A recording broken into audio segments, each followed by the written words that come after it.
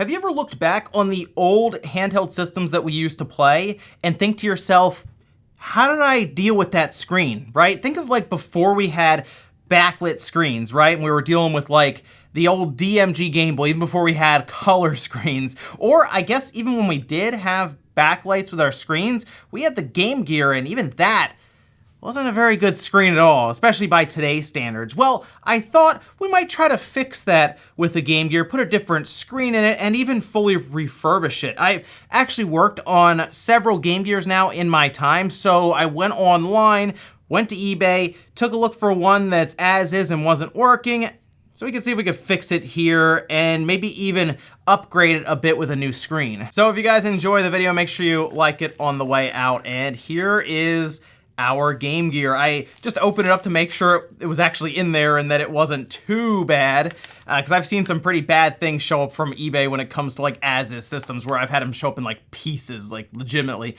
This, however, is not in pieces, and you know what?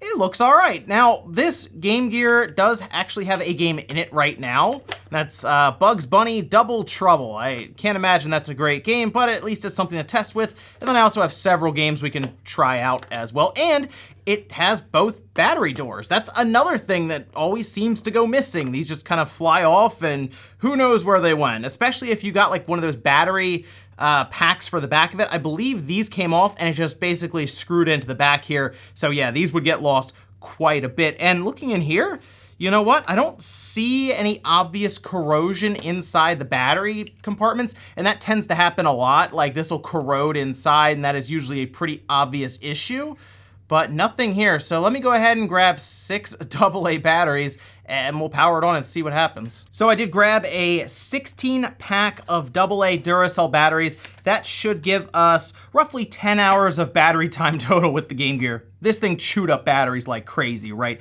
And back then, you were scrounging for AA's like crazy. The Game Gear takes 6 AA batteries and it's like 2 or 3 hours maybe. It was bad back then, right? Your parents would get really annoyed with you because half the time you'd be looking for batteries and they'd be in the TV remote and take a couple out of there, a couple out over here, just so you could get another hour out of your Game Gear. All right, AA's in, and let's see what it does. It kicked on for a minute there, it looked like. I don't see anything on screen. I don't hear any audio. Oh wait, you can kind of see, it looks like it's sort of on, I think. It's hard to tell, but it actually might be playing right now. No, I think the screen is just putting out some weird images there. Yeah, it doesn't look like it is working, so they were correct in the, I guess, the as-is section of eBay. Let me try a different game actually real quick. So we have the Incredible Hulk here. We'll pop that in, looks very clean by the way. And still nothing here. So, all right, we're gonna have to open this up and take a look inside. Now, the Game Gear itself is mostly Phillip head screws on the back, but there is one game bit security bit at the top here. I forgot my game bit driver at home, so I just use a pair of needle nose pliers, and you just need to twist it enough to break it loose, and it'll actually come out pretty easily. So you don't necessarily need a game bit for this as long as you have thin enough needle nose pliers. Otherwise, just these come out and the back is off. All right, here's hoping it doesn't look too bad. I've seen a lot of water damaged ones in the past, but this one looks very clean, like oddly clean to not be working. Let's go ahead and just take these off here because I can just remove that backing. Just a couple plugs, put that to the side there. I'm looking around here and it doesn't look like anything obvious sticking out to me right away. I mean, this board looks really good, actually. Looking around it, that's nice. Let's talk about what generally tends to happen with these systems of this era. The capacitors tend to go bad. They leak, they malfunction, and most times, replacing all of the caps on your board will make it work again. Like, that's legitimately it. Now, that's not always the case, but most times I'll just look to do a cap replacement on something like a Game Gear or a TurboGrafx or a Turbo Express. Just around that time, the capacitors were kind of junk, and a lot of times you might open one of these, you'll even see it leak onto the board itself and can cause damage. So I recommend either way to just recap your board with newer capacitors. And I do have a full capacitor replacement kit here for this system. So I'm gonna fire up the soldering iron and I'll show you how we do that. So this is a full kit you can buy online. They're very easy to find. Basically, they just pre-sort the capacitors for you, and then they also have some sort of guide that's mostly just a diagram to show you what each value is of these different capacitors. They're like these little, they look kind of like these little bricks that are soldered on here. We just break those off and then we replace it with a new one. Now, what I like to do is just kind of grab it, rock it back and forth, and it'll literally just pop right off of there. And then you just want to clean up the different solder points where the legs are, and we'll just replace it with these guys, which we trim down because they do have some fairly long legs. And you can see there are a lot of capacitors here, so it is a bit of a tedious job, but it is very much worth it, because even if you just replace a problem capacitor now, like let's say we figured out which capacitor is the issue here and we were just like, oh, let's just replace that one. Any one of these other ones could go bad, and then you'll just have to open it up and do that again, and it could be a whole thing going forward. I say just replace them all at once and just be done with it. So for example, let's start with these two over here. This one looks like a 4.7 UF. This one's a 22 UF, and we do have positive and negative designations there as well. I also have a guide listing in front of me here that came with these capacitors, so they have all of these marked up as to which one is which. We have C45 and C43 here, and if you look kind of closely, there does appear to be some leaking around the capacitors. Usually it looks like kind of like this green powder almost, because it's dried out a bit, but a lot of times that shows us right away that we do have some capacitor issues here on the board. So what I'm gonna do is heat up the legs a little bit to make it a little easier, and I can just pick it up. There is some glue usually to hold these capacitors down at an angle underneath, so you gotta be kind of careful. Wiggle the capacitor around and it will pop off.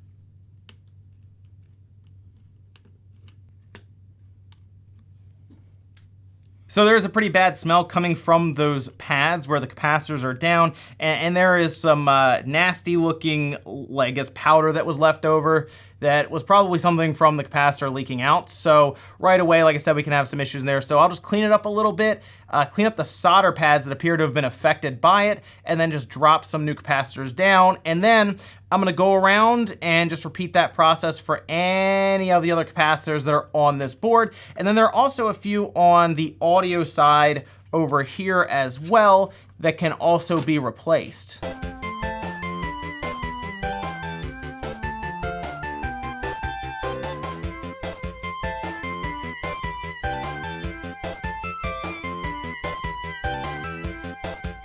All right, so I want you to check this capacitor out right here. I already removed it, but these are the pads. You can see just how nasty it is underneath of that. That's usually what could be causing issues with the system itself, because the capacitor has leaked. But I want to point something out here. The other capacitors I've done so far don't look that bad. This one, because of how much stuff leaked out, even a little bit on there, but you can see how much leaked out. You do not want to start touching a soldering iron to this. So when I spotted this, I went ahead and twisted the cap off, and now I'm just gonna clean it really, really well with some rubbing alcohol to make sure I get all of that debris and stuff off of there. If you start touching it with a soldering iron, it'll make these fumes, and it's not good. Like, it'll actually start like burning your eyes and all of this. So obviously you wanna solder in a well-ventilated area, but you also don't want to go about causing like chemical reactions by kind of adding heat to the situation here. So make sure it is scrubbed really well, let it dry, and then go about cleaning up the pads. And you can see how the Q-tip itself turned green pretty quickly, but now it is much cleaner down here. It is dry. Now I would go about cleaning up the pads with some flux, some added solder, and then drop the capacitor on. All right, so now all of the capacitors on the main board have been changed, and now I just have like a mess of capacitors all over the place, but I figure we can take a quick look at it here, and you can see all the capacitors over here have been changed out. They are all flat. I've also worked to avoid any of these kind of gold circle look, bronze circle looking things here, because that's usually where these will sit down. So they do have them at least marked up. This is usually a spot that's gonna be kind of a pain to get around, but as long as you're mostly clear, these you can bend up a little bit, you should be good. But all the capacitors around here are all replaced and they've been laid flat. Same over here. So I figure we'll go ahead and just see if we have video back. Audio, I still need to change the capacitors on this side over here. And when I do that, I would expect audio to be loud and clear, but let's drop some of these AA's in and we'll get the Incredible Hulk back in the Game Gear and test it. All right, Incredible Hulk in, 6 AA batteries, and on. Look at that, we got the SEGA logo right away. Can I turn this up a little, the brightness up and down? Yes, that works completely. You can just basically wash out the image completely, or you can sort of turn it down a little bit. Yep, it looks like we at least have video now. Everything is booting up. That's good. I do not have any audio though. Like there is just no audio right now. So that, I guess, would be the audio board where those capacitors have to be changed out, but we do have a working Game Gear technically at this stage. Just some capacitors had to be changed out, and everything looks pretty good. Within reason. I mean, it's still the Game Gear screen, so it doesn't look amazing, right, in person. It has the ghosting issues, the colors are kind of washed out, but at least it's working. All right, so I replaced all of the audio capacitors now right up here. These are all changed. I had to bend some over so that this metal would go back and that this piece would fit in when it closes, but they have been changed out. I still have to test it. What we should get now is fairly loud audio. All of these were leaking. Like it was pretty ugly up there, so it was pretty clear there was a problem. You can replace your power capacitors as well. However, I rarely see these go bad. It's generally the capacitors in the audio and video circuit up here that tend to leak and do all kinds of crazy things. So once again, let's put our AA's in and see what happens. Once again, we have the Hulk in and we'll kick the power on. Let's see if we get some audio here. Yep, that sounds pretty loud. Audio slider works fine. Okay, so right now we have a Game Gear that kicks out the best video it can, we'll say, for the screen. Very loud audio. The buttons all seem to work fine. This, as it stands now, would be a solid refurbished fixed Game Gear that came off of eBay, but I want to go just a step further with it. I mean, at this point, I've already made enough of a mess, so we might as well just go ahead and replace the screen inside of here with the McWill screen. It's an LCD, and it makes this significantly more playable.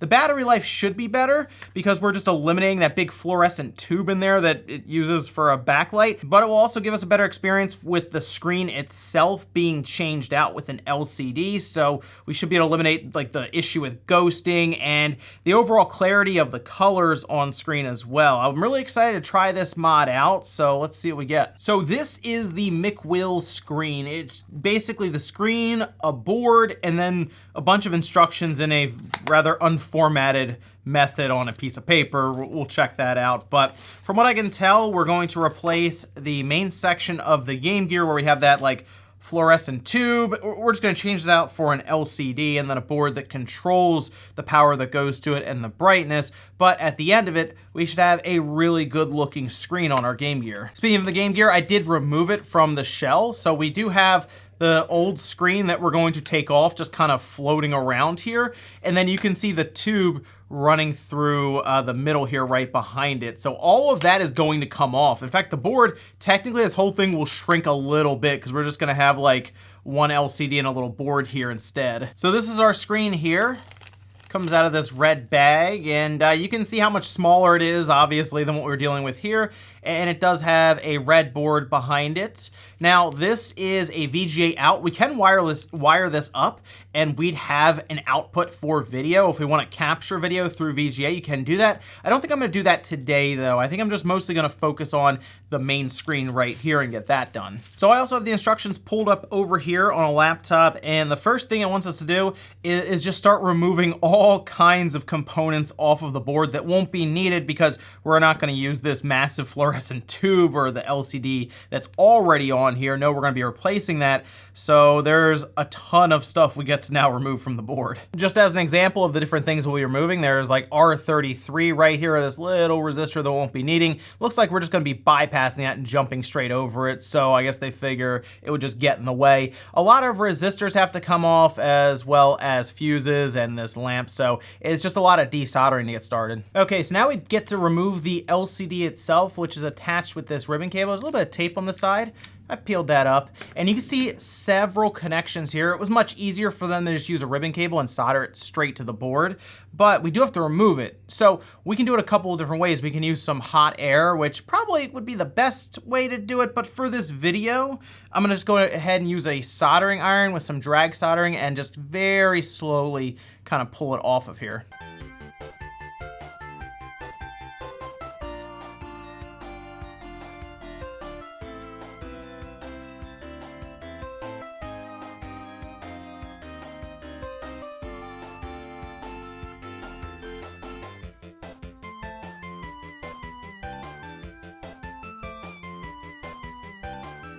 All right, it cleaned up pretty nicely. The drag soldering worked well to get the old LCD off, and I just added some solder and flux to each pin here. We have to solder to a few of these. I figure we might as well tin them while we were finishing up there and just clean it up fairly well, but not bad. If you just have a soldering iron and you just slowly run solder over it as you kind of have like a very easy twisting motion to that ribbon cable, it should just pick right off of there, and then you can kind of clean it up afterwards. So we removed all the parts that it asked us to in the beginning. That also includes the little tube for a light and a bunch of fuses, and we also bridged some spots. And the idea here is we should not have anything more than, they say, 5.25 volts, because that would damage the screen. So we just need to verify real quick. We'll power it on with the batteries in.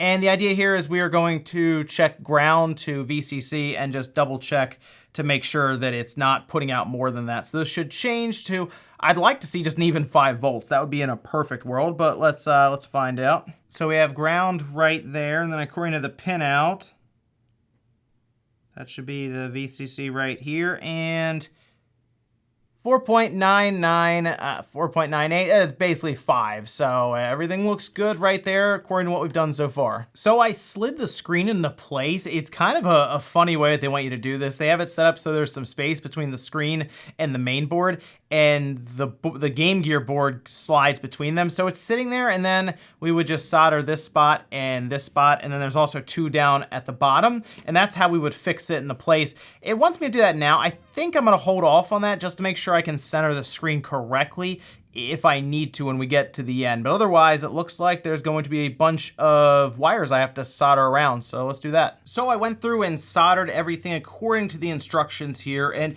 there are quite a few wires, as you can see on this side. And it seems like most of this is wiring up, for example, this, I guess this knob works for the brightness on the backlight. I don't know how well that'll actually work, but I guess we'll see there. And then for the most part, we have all of our magnet wires from here running down to the edge connector on the back where we peeled off the ribbon cable for the screen. We had to go through, grab some of the signals from there. I used magnet wire because it looked like we were going to be folding it up and under, and I figured it'd be a lot easier to just kind of bunch this up when we make sure it all works and everything, and then we can pack it up a bit easier rather than having 30 gauge wire running around, because I already have some here when I had to go find a 5 volt source, for example there. But everything is wired up currently, and we can go ahead and test it. Everything is in. The nice thing about the Game Gear is there is a lot of room in there, especially after you remove the whole like lamp in the back and all of that, the shielding. There is a lot of room to run wires. So for this handheld in particular, for this backlight mod, or this whole LCD mod, it's very easy to route cables and not squish them or anything. There are a few spots that I'll point out because I am going to have to do some tape that you want to make sure of, but otherwise it's pretty good. I also made sure I didn't run anything around the front here, which you could have, mostly because there are buttons and I don't want like a wire to like stop a button from being pressed or something. I tried to keep it around the back. That's why I like routed these, for example, through this hole here. Anyway, let's pop something in. I do have the Incredible Hulk. Wow, that looks nice. Wow, let me get a button while this is starting up. I don't have the speaker plugged in, so there won't be any audio for this. Like I said, I mostly just wanted to make sure that it worked. But wow, that looks really good. I don't know if it's as easy to see through like the lens. Let's see. I don't know if this will just press for me. That looks really, really good. Like the greens really pop off here. It looks so much better than the original screen that came with this, where it's very cloudy looking. There's a lot of ghosting. Actually, that's a big thing. Let's see some movement on this screen here. Yeah, that looks, wow, that looks like night and day different. Knob here just seems to turn the screen off if I turn it down too low, and that's because it's basically cutting power to the screen as I turn it down. I'm not sure about that. I might have to double check that at some point, but honestly, the screen brightness now looks really good. So I'm gonna start just taping down some of the wires, make sure it all closes up, and we'll check this out when it's complete. So the spots that I was talking about where I'd be a little concerned about closing it up are any of these 3 circles here, because those are spots where basically from the other side, pillars will come down and press into them, and I don't want any of these cables to be pinched, so I have to make sure there's at least clearance. Same with any of these capacitors. They can bend, of course, so it's not a big deal. It's actually closed up fairly well so far, but just to make sure, I will put some Kapton tape over all of this right here to keep it in place, and then I'll also bunch up some of this magnet wire with some Kapton tape just to get that out of the way. Specifically the cartridge slot, when it's all together, it should be fine, and we still have to fit this screen completely, so I will be moving that around a little bit, but I just want to kind of get everything at least situated inside. Just some basic Kapton tape around the edges and just kind of hold any cables down that may have been flailing around. I also added some support to the back here where I soldered the magnet wire that then wraps around, just to make sure everything kind of stays in place, along with these wires that had to run around the front.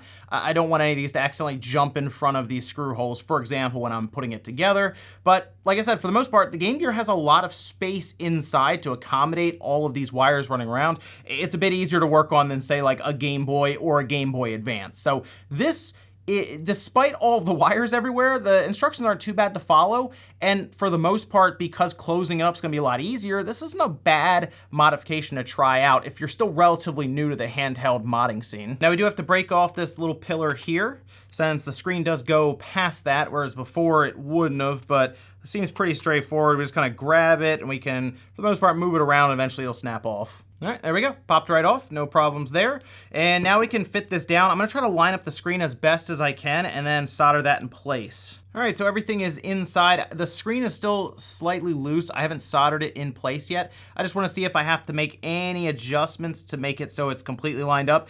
It's gonna be tough to make sure it's exactly lined up, but I just wanna make sure it's not like horribly like diagonal or something on it. So let's, once again, drop in the Hulk. We'll check out some other games too when this is all together. So here we go. Let's see. That looks. Oh, I also have the audio on, so this should all come together here. That looks. All right. So let's see if we have a full screen here, so I can see if it looks diagonal or anything. Might be a little off this way.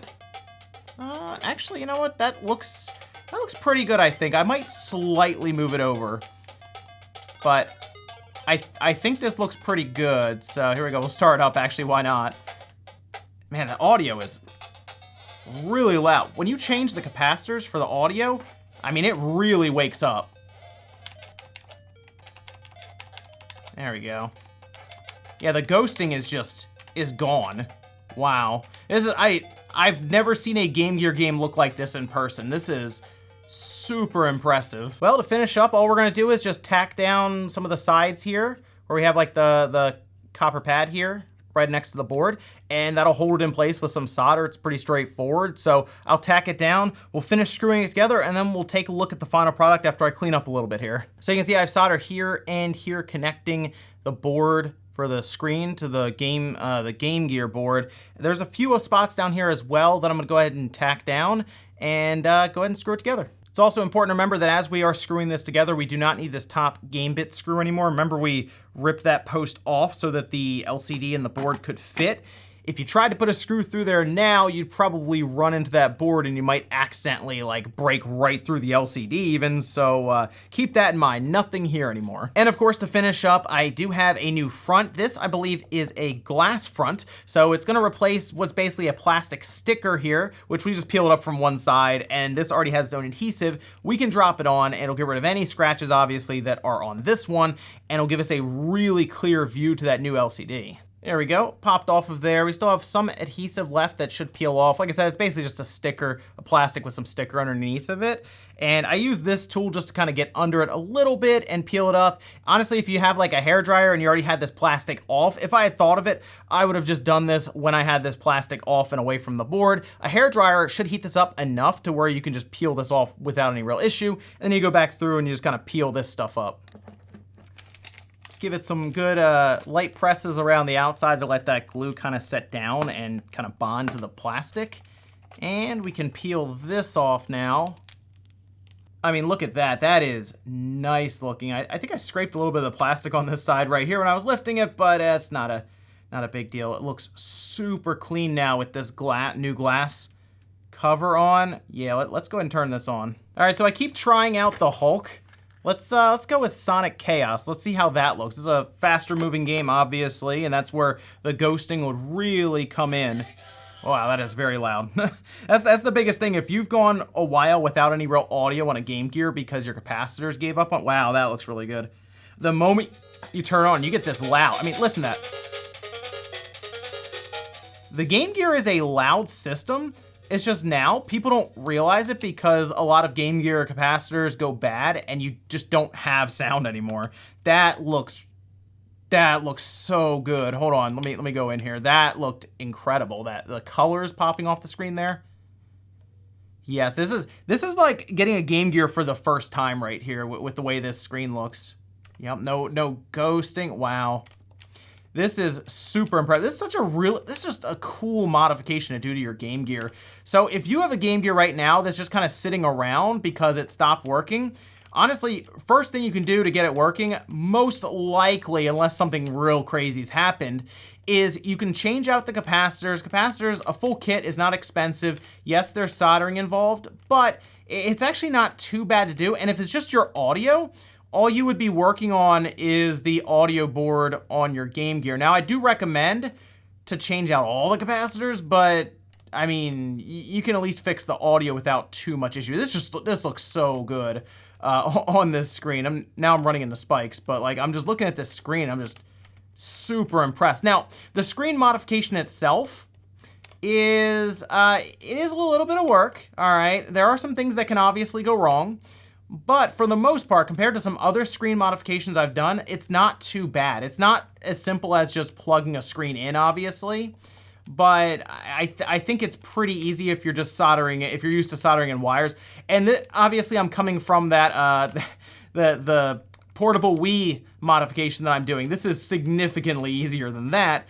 And the Game Gear just gives you a lot of space inside for you to route your cables and not smush anything together. And it goes together very clean. Sometimes you'll do like modifications on systems like a screen modification, and it just won't feel like it's all the way together or it's not quite right. That is not the case with the Game Gear, just because of how much space they needed inside for the old screen. This fits in with like plenty of room to spare. Here's a good way to make you feel kind of old. Do you remember when this movie came out? I remember the amount of hype around the Mighty Morphin Power Rangers, the movie. It was obscene. It was like through the roof. So naturally we had video games, we had toys, everything going down at the time. I think there was a massive like marketing push in theaters as well for it, where like your popcorn carriers were Power Ranger themed. It was crazy stuff.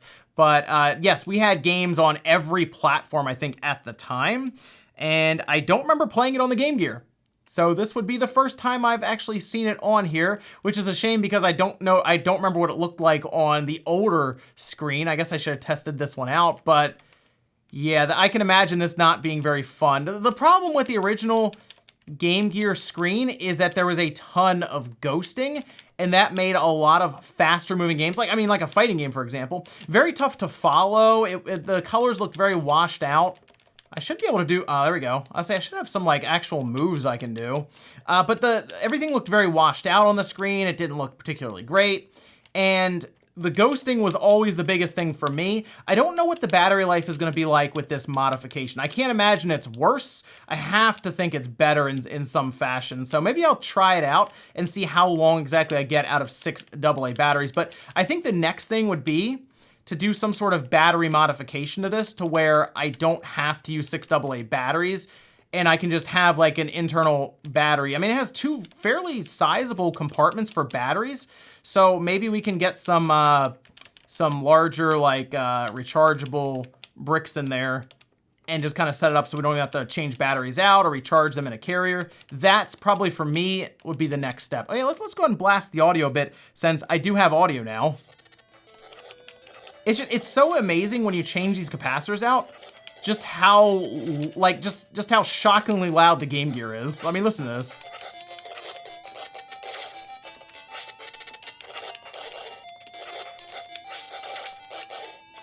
I mean, it only has one speaker, right? Right here. It's a fairly large speaker and it's facing right at you, so that helps. But just how poor quality the capacitors are in here, yours probably doesn't have audio anymore, and once you do change it out, it's just such a blast to hear it. And ladies and gentlemen, that's gonna do it here for the Game Gear. Guys, going from start to finish with this today, where we picked it up from eBay as is, wouldn't even turn on, to recapping it, and then going a step further and adding the McWill LCD, which is a massively improved experience now with this, and of course the blaring audio from the new capacitors is super impressive for the Game Gear. I mean, really, it's like a whole new system now with this. So I didn't really have a Game Gear like that back in the day. I was more of a Game Boy kid. Let me know any games I should be checking out down below, and if you have a Game Gear that stopped putting out audio or maybe just doesn't turn on anymore, let me know if you're thinking about recapping it now to fix it and bring it back to life. Thanks guys for watching. Make sure you like the video on the way out if you enjoyed it, dislike it if not, and I'll see you next time.